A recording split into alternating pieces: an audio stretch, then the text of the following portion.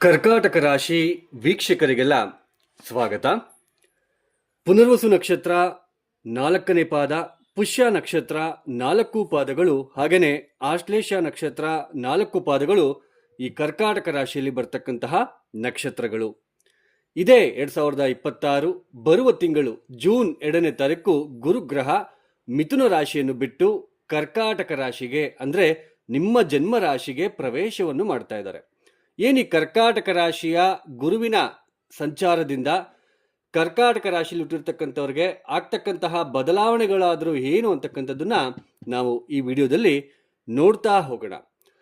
ಅದಕ್ಕೂ ಮುನ್ನ ನೋಡಿ, ಗುರುಗ್ರಹ ಒಂದು ರಾಶಿಯಲ್ಲಿ 1 ವರ್ಷ ಸಂಚಾರ ಮಾಡಬೇಕು, 12 ತಿಂಗಳ ಕಾಲ ಸಂಚಾರವನ್ನು ಮಾಡಬೇಕು. ಆದರೆ ಮೊನ್ನೆ 2025ನೇ ಇಸವಿಯಿಂದ ಗುರು ಅತಿಚಾರ ಮಾರ್ಗವಾಗಿ ಕೇವಲ 5 ತಿಂಗಳು ಒಂದು ರಾಶಿಯಲ್ಲಿ ಇದ್ಬಿಟ್ಟು ಮತ್ತೆ ಮುಂದಕ್ಕೆ ಬಂದು ಸ್ವಲ್ಪ ದಿನ ಸಂಚಾರವನ್ನು ಮಾಡಿ ಮತ್ತೆ ವಕ್ರೆಯಾಗಿ ಹಿಂದಕ್ಕೆ ಹೋಗಿ ಮತ್ತೆ ಆ ರಾಶಿಯಲ್ಲೇ ವಕ್ರೆಯಾಗಿ ಮತ್ತೊಂದು 2-3 ತಿಂಗಳ ಕಾಲ ವಕ್ರಗತಿಯಲ್ಲೇ ಇದ್ದು ಮತ್ತೆ ಅವರು ವಕ್ರತ್ಯಾಗವನ್ನು ಮಾಡ್ತಾ ಇರ್ತಕ್ಕಂಥದ್ದು. ಒಂದು ರಾಶಿಯಲ್ಲಿ 30 ಡಿಗ್ರಿ ಇರುತ್ತೆ, ಒಂದು ರಾಶಿಯಲ್ಲಿ 30 ಡಿಗ್ರಿ ಇರುತ್ತೆ. ಅಂದರೆ 12 ರಾಶಿಗೆ 12 × 30 ಡಿಗ್ರಿ ಅಂದರೆ 360 ಡಿಗ್ರಿಗೆ ಒಂದು ಸರ್ಕಲ್, ಒಂದು ವೃತ್ತ ಅಂತ ನಾವು ಕರಿತೀವಿ.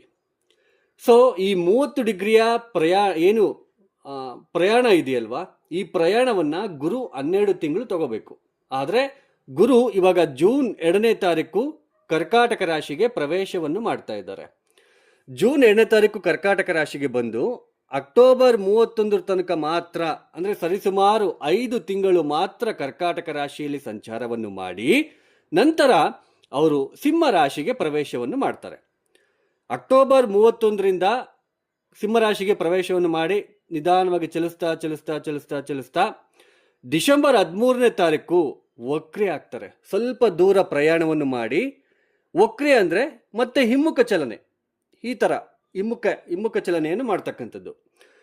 ಡಿಸೆಂಬರ್ 13ನೇ ತಾರೀಕು ವಕ್ರೆಯಾಗಿ ನಿಧಾನವಾಗಿ ಹಿಂದಕ್ಕೆ ಸಂಚಾರ ಮಾಡ್ತಾ ಮಾಡ್ತಾ ಜನವರಿ 26ಕ್ಕೆ ಮತ್ತೆ ಅದೇ ವಕ್ರಗತಿಯಲ್ಲೇನೆ ಮತ್ತೆ ನಿಮ್ಮ ಜನ್ಮ ರಾಶಿಗೆ ಅಂದರೆ ಕರ್ಕಾಟಕ ರಾಶಿಗೆ ಪ್ರವೇಶವನ್ನು ಮಾಡಿ ಜನವರಿ 26ರಿಂದ ನಿಧಾನಕ್ಕೆ ಹಿಮ್ಮುಖ ಚಲನೆಯಲ್ಲೇ ಮಾಡ್ತಾ ಮಾಡ್ತಾ ಮಾಡ್ತಾ ಏಪ್ರಿಲ್ 13ನೇ ತಾರೀಕು ಅವರು ವಕ್ರತ್ಯಾಗವನ್ನು ಮಾಡಿ ಮತ್ತೆ ಮುಂದಕ್ಕೆ ಸಂಚಾರವನ್ನು ಮಾಡ್ತಾ ಇರ್ತಕ್ಕಂಥದ್ದು.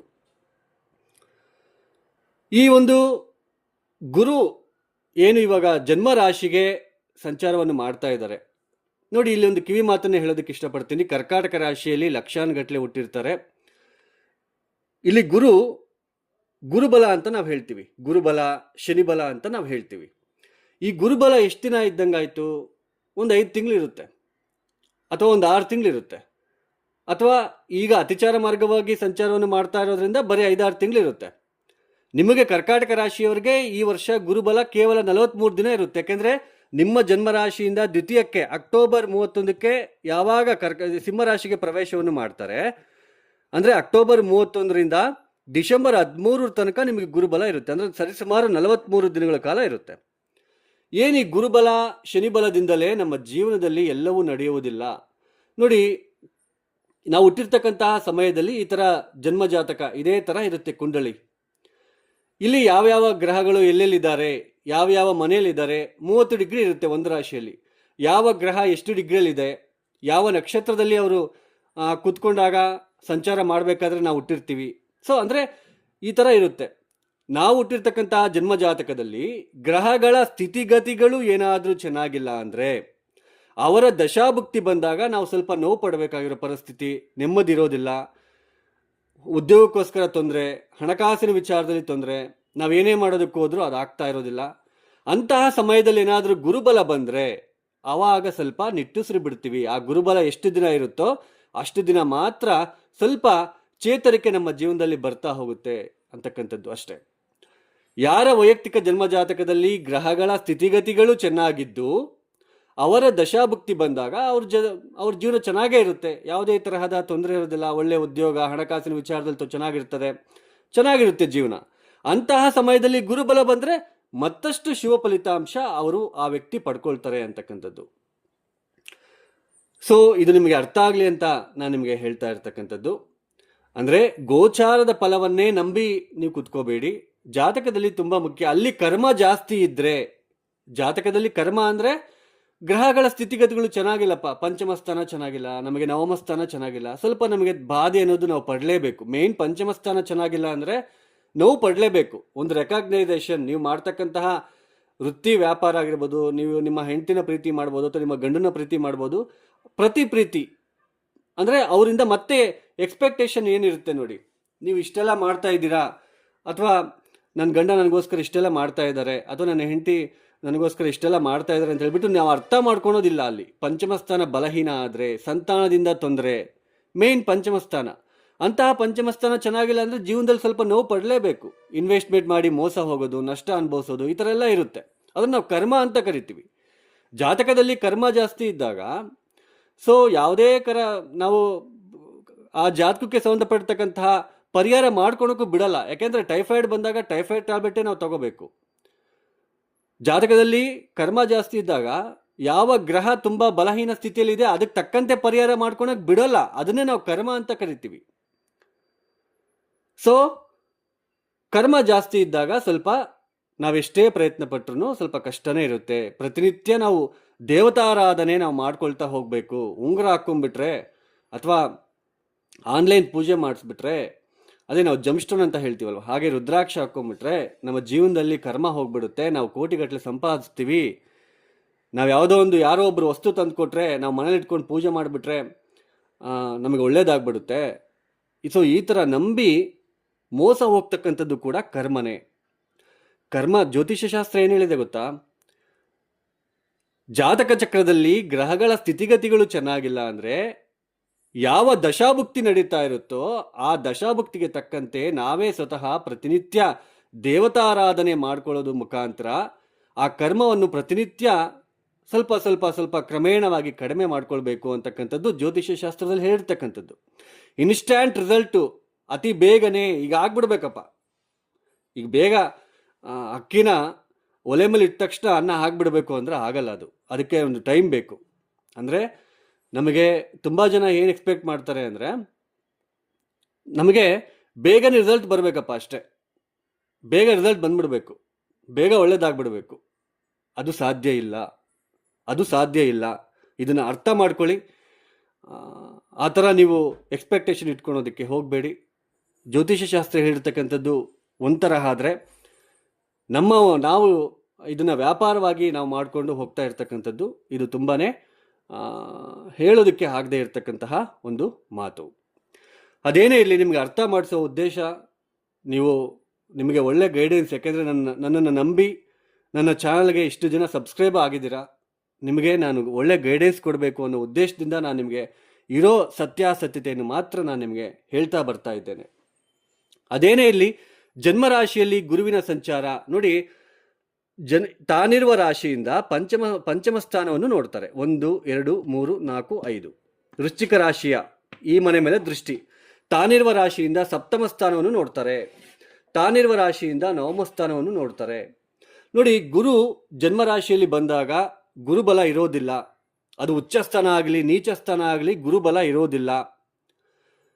ಹಣಕಾಸಿನ ವಿಚಾರದಲ್ಲಿ ಪ್ರಗತಿ ಅಂತೂ ಆಗುವುದಿಲ್ಲ. ಹಣಕಾಸಿನ ವಿಚಾರದಲ್ಲಿ ದೊಡ್ಡ ಮಟ್ಟಕ್ಕೆ ಪ್ರಗತಿ ಅಂತೂ ಆಗುವುದಿಲ್ಲ. 12ನೇ ಮನೆಯಲ್ಲಿದ್ದಾಗ ಸಾಕಷ್ಟು ಖರ್ಚು ನೋಡಿದ್ರಿ, ಸ್ಟ್ರೆಸ್ ನೋಡಿದ್ದೀರಾ, ಯಾವುದೇ ಕೆಲಸಕ್ಕೆ ಕೈ ಹಾಕಿದ್ರು ಹಿನ್ನಡೆ ಅನುಭವಿಸ್ತಾ ಬಂದ್ರಿ, ತುಂಬ ತೊಂದರೆ. ಯಾರೂ ನಿಮಗೆ ಹೇಳೋರಿಲ್ಲ ಈ ಥರ ಹೋಗು, ಈ ಥರ ದಾರಿಯಲ್ಲಿ ಹೋಗಪ್ಪ, ಈ ಥರ ಕೋರ್ಸ್ ಮಾಡ್ಕೊ, ಈ ಥರ ಕೆಲಸ ಸಿಗುತ್ತೆ, ಅಥವಾ ಈ ಥರ ಬಿಸ್ನೆಸ್ ಬೇಡ, ಈ ಥರ ಹೋಗು, ಈ ಥರ ಬಿಸ್ನೆಸ್ ಮಾಡ್ಕೊ ಅಂತ ಯಾರು ಹೇಳೋರಿರಲಿಲ್ಲ. ತುಂಬ ನೋವು ಪಟ್ಟಿದ್ದೀರಾ 12ನೇ ಮನೆಯಲ್ಲಿ ಸಂಚಾರ ಮಾಡಬೇಕಾದ್ರೆ. ಇದು ಗೋಚಾರ ಮಾತ್ರ ಹೇಳ್ತಾ ಇರ್ತಕ್ಕಂಥದ್ದು. ಗೋಚಾರದ ಫಲ ನಿಮ್ಮ ವೈಯಕ್ತಿಕ ಜನ್ಮ ಜಾತಕ ತುಂಬ ಮುಖ್ಯ. 12ನೇ ಮನೆಯಲ್ಲಿ ಗುರು ಇದ್ದಾಗ ಈ ಥರ ನೋವು ಪಟ್ಟಿದ್ದೀರಾ. ಜನ್ಮರಾಶಿಗೆ ಬಂದಾಗ ಹಣದ ವಿಚಾರದಲ್ಲಿ ದೊಡ್ಡ ಮಟ್ಟಕ್ಕೆ ಬದಲಾವಣೆ ಆಗುವುದಿಲ್ಲ. ಬಟ್ ಏನು ಖರ್ಚು ಆಗ್ತಾ ಇತ್ತು, ಏನು ಆರೋಗ್ಯದಲ್ಲಿ ಸ್ವಲ್ಪ ತೊಂದರೆ ಅನುಭವಿಸ್ತಾ ಇದ್ರಿ, ಏನು ನೀವು ಪ್ರತಿ ಕೆಲಸದಲ್ಲೂ ಹಿನ್ನಡೆ ಅನುಭವಿಸ್ತಾ ಇದ್ರಿ, ಅದು ಇವಾಗ ಕಡಿಮೆ ಆಗುತ್ತೆ, ಖರ್ಚುಗಳು ಕಡಿಮೆ ಆಗುತ್ತೆ. ಮತ್ತಾಮೇಲೆ ಈ ಗುರು ಜನ್ಮರಾಶಿಯಲ್ಲಿ ಬಂದಾಗ ಪಂಚಮ ಸ್ಥಾನದ ಮೇಲೆ ದೃಷ್ಟಿ ಬೀಳುತ್ತೆ. ಮಿತ್ರಕ್ಷೇತ್ರ, ವೃಶ್ಚಿಕ ರಾಶಿ ಮಿತ್ರಕ್ಷೇತ್ರ, ಇದು ಮಕರ ರಾಶಿ ನೀಚ ಕ್ಷೇತ್ರ ಆಗುತ್ತೆ. ಇದು ಮೀನರಾಶಿ ಸ್ವಕ್ಷೇತ್ರ ಆಗುತ್ತೆ. ನವಮ ದೃಷ್ಟಿಯಲ್ಲಿ ನವಮ ಸ್ಥಾನ ನೋಡ್ತಾ, ನಿಮ್ಮ ಜನ್ಮರಾಶಿಯಿಂದ ನವಮ ಸ್ಥಾನವನ್ನೇ ನೋಡ್ತಾ ಇದ್ದಾರೆ, ಅವ್ರ ಮನೆ ಅವರೇ ನೋಡ್ತಾ ಇದ್ದಾರೆ. ಪಂಚಮ ಭಾವ ವೃಶ್ಚಿಕ ರಾಶಿ ಮಿತ್ರ ಕ್ಷೇತ್ರವನ್ನು ನೋಡ್ತಾ ಇರ್ತಕ್ಕಂಥದ್ದು. ಸಂತಾನ ಆಗದೇ ಇರ್ತಕ್ಕಂಥವ್ರಿಗೆ ಸಂತಾನದ ವಿಚಾರದಲ್ಲಿ ಸ್ವಲ್ಪ ಅನುಕೂಲತೆ ಉಂಟಾಗ್ತಕ್ಕಂಥದ್ದಾಗಿರಬಹುದು. ಹಾಗೆಯೇ ಸಂತಾನಕ್ಕೋಸ್ಕರ ನೀವೇನೆಲ್ಲ ಎಜುಕೇಷನ್ಗೋಸ್ಕರ ಅಥವಾ ಮದುವೆಗೋಸ್ಕರ ಏನೆಲ್ಲ ಪ್ರಯತ್ನ ಪಡ್ತಾ ಇದ್ದೀರಾ ಅದಕ್ಕೆ ಸ್ವಲ್ಪ ಪಾಸಿಟಿವ್ ರೆಸ್ಪಾನ್ಸ್ ನಿಮಗೆ ಸಿಗ್ತಕ್ಕಂತಹ ಒಂದು ಸಾಧ್ಯತೆ ಕಂಡು ಬರ್ತಾ ಇರ್ತಕ್ಕಂಥದ್ದು. ಆಮೇಲೆ ನೀವು ಏನು ಮಾಡಿದ್ರೆ ಹೆಲ್ಪ್ ಆಗುತ್ತೆ ಅಂದ ಗೊಂದಲದಲ್ಲಿ ಇರ್ತೀರ. ನಾನು ಏನು ಮಾಡಬೇಕು, ನಾನು ಯಾವ ಕಡೆ ಹೋದರೆ ಹೆಲ್ಪ್ ಆಗುತ್ತೆ, ನಾನು ಯಾವ ಉದ್ಯೋಗಕ್ಕೋಸ್ಕರ ಮಾಡಿದ್ರೆ ಹೆಲ್ಪ್ ಆಗುತ್ತೆ. ಸೊ ಈ ಥರ ನಿಮಗೆ ಸ್ವಲ್ಪ ಪಂಚಮ ಭಾವದ ಮೇಲೆ ದೃಷ್ಟಿ ಇರೋದ್ರಿಂದ ಆ ಥರ ಸ್ವಲ್ಪ ಯೋಚನಾ ಶಕ್ತಿ ಬೆಳೀತಾ ಹೋಗುತ್ತೆ. ಆಮೇಲೆ ನವಮ ಸ್ಥಾನದ ಮೇಲೆ ದೃಷ್ಟಿ ಬೀಳ್ತಾ ಇರೋದ್ರಿಂದ ಸರಿಯಾದ ಗೈಡೆನ್ಸ್ ಸಿಗುತ್ತೆ. ಯಾರಾದರೂ ಒಬ್ಬರು ಗುರುಗಳಾಗಿರ್ಬೋದು, ನಿಮಗೆ ಗೊತ್ತಿರ್ತಕ್ಕಂತಹ ಹಿರಿಯರು ನಿಮಗೆ ಸರಿಯಾದ ಮಾರ್ಗದರ್ಶನವನ್ನು ಕೊಡ್ತಾರೆ. ನೀವು ತುಂಬ ಕನ್ಫ್ಯೂಸಲ್ಲಿ ಇರ್ತೀರ. ಜನ್ಮರಾಶಿಯಲ್ಲಿ ಗುರು ಬಂದಾಗ ಕನ್ಫ್ಯೂಸಲ್ಲಿ ಇರ್ತೀರ. ಏನು ಮಾಡಿದ್ರೆ ಹೆಲ್ಪ್ ಆಗುತ್ತೆ, ಇದನ್ನು ಮಾಡಬೇಕಾ ಅದನ್ನು ಮಾಡಬೇಕಾ, ಈ ತರಹ ಒಂದು ಪರಿಸ್ಥಿತಿ ನೀವು ನೋಡ್ತಾ ಇರ್ತೀರ. ಹಾಗೆಯೇ ಈ ಸಮಯದಲ್ಲಿ ಹೇಳ್ಸ್ಕೋಬೇಕಾಗಿರೋ ಪರಿಸ್ಥಿತಿ, ಒಬ್ಬರ ಹತ್ರ ಹೇಳಿಸ್ಕೊಳ್ಳೋ ಮಟ್ಟಕ್ಕೆ ನೀವು ಹೋಗ್ಬಿಡ್ತೀರ. ಆ ಥರ ಸ್ವಲ್ಪ ನಿಮಗೆ ಸಮಯ ಬರ್ತಕ್ಕಂಥದ್ದು. ಏನಪ್ಪ ನೀವು ಈ ಚಿಕ್ಕ ಮಕ್ಕಳು ಕೂಡ ನನಗೆ ಹೇಳೋ ಥರ ಆಗ್ಬಿಟ್ರಲ್ಲ ಅನ್ನೋ ಒಂದು ಇರಿಟೇಷನ್ ಕೂಡ ಬರ್ತಾ ಇರುತ್ತೆ. ಸೊ ನವಮ ಸ್ಥಾನದ ಮೇಲೆ ದೃಷ್ಟಿ ನಿಮಗೆ ಬೀಳ್ತಾ ಇರೋದ್ರಿಂದ ಯಾರಾದರೂ ನಿಮಗೆ ಗೈಡೆನ್ಸ್ ಕೊಡ್ತಾರೆ. ತೀರ್ಥಕ್ಷೇತ್ರಗಳ ದರ್ಶನ, ದೇವರ ದರ್ಶನ, ದೇವರ ಮೇಲೆ ಭಕ್ತಿ ಜಾಸ್ತಿ ಆಗ್ತಕ್ಕಂಥದ್ದು, ಪೂಜೆ ಪುನಸ್ಕಾರಗಳನ್ನು ಮಾಡ್ಕೊಳ್ತಕ್ಕಂಥದ್ದು, ಫಾರಿನ್ ಟ್ರಾವೆಲ್ಗೋಸ್ಕರ, ಹೈಯರ್ ಎಜುಕೇಷನ್ಗೋಸ್ಕರ ಯಾರೆಲ್ಲ ನೀವು ಟ್ರೈ ಮಾಡಿ ಸಾಕಷ್ಟು ಹಿನ್ನಡೆ ಅನುಭವಿಸಿರ್ತೀರಲ್ಲ, ಈ ವರ್ಷ ಸ್ವಲ್ಪ ಹೈಯರ್ ಎಜುಕೇಷನ್ ಮಾಡೋದಕ್ಕೆ ಅನುಕೂಲ ಸಿಗ್ತಕ್ಕಂಥದ್ದು. ಅಥವಾ ವಿದ್ಯಾಭ್ಯಾಸ ಕಟ್ಟಾಗಿರುತ್ತೆ ನೋಡಿ, ಯಾರಾದರೂ PUC ಫೇಲ್ ಆಗಿರ್ತಾರೆ, SLC ಫೇಲ್ ಆಗಿರ್ತಾರೆ, ಒಂದು 2-3 ವರ್ಷ ನಾನು ಓದೋದೇ ಬೇಡ ಅಂತ ಸುಮ್ಮನೆ ಆಗಿರ್ತಾರೆ. ಮತ್ತೆ ಈ ಸಮಯದಲ್ಲಿ ಯಾರಾದರೂ ಒಬ್ಬರು ನಿಮಗೆ ಬುದ್ಧಿವಾದ ಹೇಳಿ ಮತ್ತೆ ಎಜುಕೇಷನ್ ಮಾಡೋ ಥರ ಮಾಡ್ತಕ್ಕಂತಹ ಸಾಧ್ಯತೆ ಇರುತ್ತೆ. ಅಂದರೆ ತಪ್ಪುಗಳನ್ನು ತಿದ್ದುಕೊಳ್ಳೋದಕ್ಕೆ ಈ ಜನ್ಮರಾಶಿಯಲ್ಲಿ ಗುರು ಬಂದಿರತಕ್ಕಂಥದ್ದು. 12 ವರ್ಷಕ್ಕೊಂದ್ಸಲ ಮತ್ತೆ ಗುರು ಬಂದಿರೋದು. ಮತ್ತೆ ಇಲ್ಲಿಂದ ಮತ್ತೆ ಮುಂದಕ್ಕೆ ಹೋದ್ಮೇಲೆ ಮತ್ತೆ 12 ವರ್ಷ ಆದಮೇಲೆ ನಿಮಗೆ ಜನ್ಮರಾಶಿಗೆ ಗುರು ಬರ್ತಕ್ಕಂಥದ್ದು. ಅಂದರೆ ನಾವಿನ್ನೂ ಕಲಿಬೇಕಾಗಿದೆ ಅಂತ ತಿಳಿಸ್ಬಿಟ್ಟು ಹೋಗ್ತಕ್ಕಂಥದ್ದು ಗುರು ಮಾಡ್ತಕ್ಕಂತಹ ಕೆಲಸ. 6ನೇ ಮನೆ ಅಧಿಪತಿ ನವಮಾಧಿಪತಿ ಜನ್ಮರಾಶಿಗೆ ಬಂದಾಗ ಸ್ವಲ್ಪ ಈ ಥರ ಇರುತ್ತೆ. ಅಂದರೆ ನಾವಿನ್ನೂ ಕಲಿಬೇಕು, ಏನಾದರೂ ಒಂದು ಗೈಡೆನ್ಸ್ ನಮಗೆ ಯಾರಾದರೂ ಒಳ್ಳೆ ಮಾರ್ಗದರ್ಶಕರು ಇದ್ದರೆ ಚೆನ್ನಾಗಿರುತ್ತೆ ಅಂತ ಏನೆಲ್ಲ ನೀವು ಅಂದ್ಕೊತಾ ಇರ್ತೀರಲ್ಲ, ಈ ಸಮಯದಲ್ಲಿ ಸ್ವಲ್ಪ ನಿಮಗೆ ಒಳ್ಳೆ ಗೈಡೆನ್ಸ್ ಸಿಗ್ತಾ ಹೋಗುತ್ತೆ.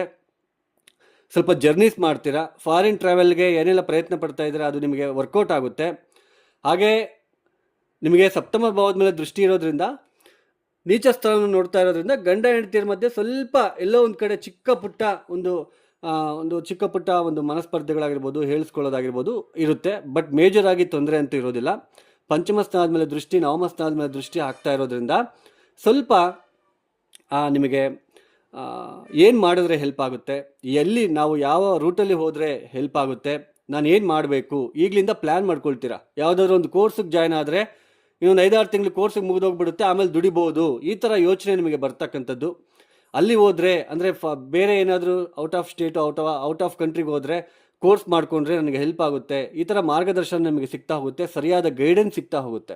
ಬಟ್ ನೀವು ಸ್ವತಃ ನಿರ್ಧಾರ ತಗೊಳೋದಕ್ಕೆ ಇದು ನಿಮಗೆ ಅನುಕೂಲಕರವಾಗಿರ್ತಕ್ಕಂತಹ ಸಮಯ ಅಲ್ಲ. ನಿಮಗೆ ಯಾರಾದರೂ ಇವಾಗ ಗೈಡೆನ್ಸ್ ಮಾಡಿದ್ರೆ ತುಂಬ ಚೆನ್ನಾಗಿ ನೀವು ಮುಂದಕ್ಕೆ ಹೋಗ್ತೀರಾ ಅಂತ ಅರ್ಥ. ಹಾಗೆಯೇ ಜನ್ಮರಾಶಿಯಲ್ಲಿ ಗುರು ಬಂದಾಗ ಮದುವೆ ವಿಚಾರ ಅಂದರೆ ಕಂಕಣ ಭಾಗ್ಯಕ್ಕೋಸ್ಕರ ಯಾರೆಲ್ಲ ನೀವು ಪ್ರಯತ್ನ ಪಡ್ತಾ ಇದ್ದೀರಾ, ಸ್ವಲ್ಪ ಅವಕಾಶ, ಇನ್ನೂ ಟೈಮ್ ಬೇಕು. ಸರಿಯಾದ ಸಂಬಂಧ ಬರೋದಿಲ್ಲ, ಅರ್ಥಕ್ಕೆ ಬರುತ್ತೆ, ಸಂಬಂಧಗಳು ಮಿಸ್ ಆಗ್ತಕ್ಕಂತಹ ಸಾಧ್ಯತೆಯೂ ಕೂಡ ಹೆಚ್ಚಾಗಿ ಕಂಡು ಬರ್ತಾ ಇರುತ್ತೆ ಈ ಜನ್ಮರಾಶಿಯಲ್ಲಿ ಗುರು ಸಂಚಾರದಿಂದ. ಅಂದರೆ ಸ್ವಲ್ಪ ಜನ್ಮರಾಶಿಯಲ್ಲಿ ಗುರು ಬಂದಾಗ ಸ್ವಲ್ಪ ಪೆದ್ದಂಗೆ ಆಡೋದು, ಯಾರ ಹತ್ರ ಆದರೂ ಬಯಸ್ಕೊಳೋದು, ಈ ಥರ ಎಲ್ಲ ಹಿಂಗೋಗಪ್ಪ, ಏನಕ್ಕೆ ಸುಮ್ಮನೆ ಕುತ್ಕೊಂಡು ಅಡ್ಡಾಡ್ತಿದ್ಯಾ, ಹೋಗು ಆ ಕೆಲಸ ಮಾಡಿ. ಅಂದರೆ ನವಮ ಸ್ಥಾನದಲ್ಲಿ ದೃಷ್ಟಿ ಬೀಳ್ತಾ ಇರೋದ್ರಿಂದ ಸ್ವಲ್ಪ ಯಾರಾದರೂ ಮಾರ್ಗದರ್ಶನ ಸಿಗ್ತಾ ಹೋಗುತ್ತೆ. ಸೊ ಆ ಮಾರ್ಗದರ್ಶನದಿಂದ ಪಂಚಮ ಸ್ಥಾನ ಅಭಿವೃದ್ಧಿಗೆ ಬರುತ್ತೆ.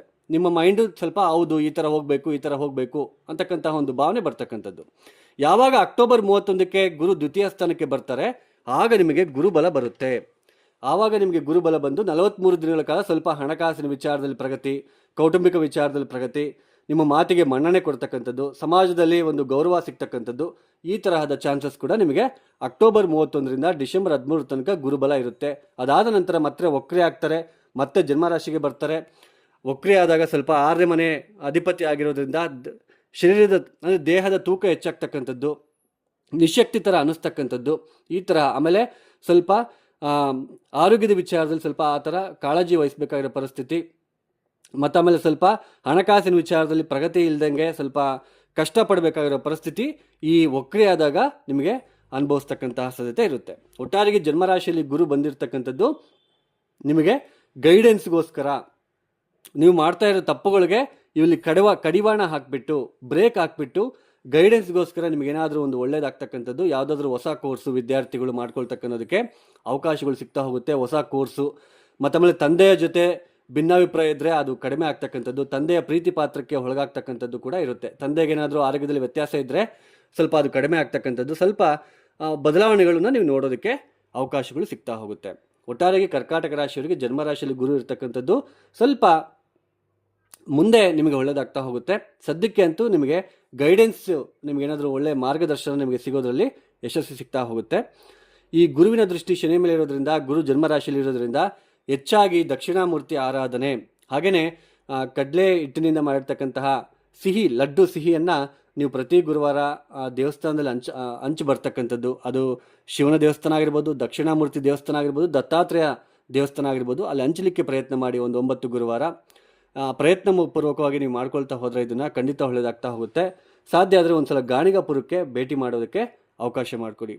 ಹಾಗೆಯೇ ಯಾರೆಲ್ಲ ವಿಡಿಯೋನ ನೋಡ್ತಾ ಇದ್ದೀರಾ, ನಿಮ್ಗೆ ಇಷ್ಟ ಆಗಿದ್ರೆ ಮಾತ್ರ ಲೈಕ್ ಮಾಡಿ, ಶೇರ್ ಮಾಡಿ, ಸಬ್ಸ್ಕ್ರೈಬ್ ಮಾಡ್ಕೊಳ್ಳಿ. ಯಾರಿಗಾದರೂ ಆಸ್ಟ್ರಾಲಜಿ ಕನ್ಸಲ್ಟೇಷನ್ ಬೇಕು ಅಂತಂದರೆ ಡಿಸ್ಪ್ಲೇ ಆಗ್ತಿರೋ ನಂಬರ್ಗೆ ನೇರವಾಗಿ ಕರೆಯನ್ನು ಮಾಡಿ. ಪ್ರಾಬ್ಲಮ್ಸ್ ಹೇಳ್ಕೋಬಾರ್ದು, date of birth timings compulsory ಬೇಕು. ತುಂಬ ಜನ ಫೋಟೋಸ್ ಕಳಿಸ್ತಾ ಇದ್ದೀರಾ, ಇದು ವೇದಿಕ್ ಆಸ್ಟ್ರಾಲಜಿ. ಫೋಟೋಸ್ ಕಳಿಸಿ ಆ ಥರ ನೀವೇ ಏನೋ ಒಂದು ಫೋಟೋಸ್ ಕಳಿಸಿದ ತಕ್ಷಣ ಜ್ಯೋತಿಷ್ಯ ಹೇಳಿಬಿಡ್ತಾರೆ, ಅದು ತುಂಬ ಫೇಕ್. ಅದು ಡೇಟ್ ಆಫ್ ಬರ್ತು ಟೈಮಿಂಗ್ಸ್ ಇದ್ದರೆ ಮಾತ್ರ ನನಗೆ ಕರೆಯನ್ನು ಮಾಡಿ. ಇನ್ನು ಸರ್ವೇ ಜನ ಸುಖಿನೋ ಭವಂತು. ಧನ್ಯವಾದಗಳು. ಜೈ ಶ್ರೀರಾಮ್.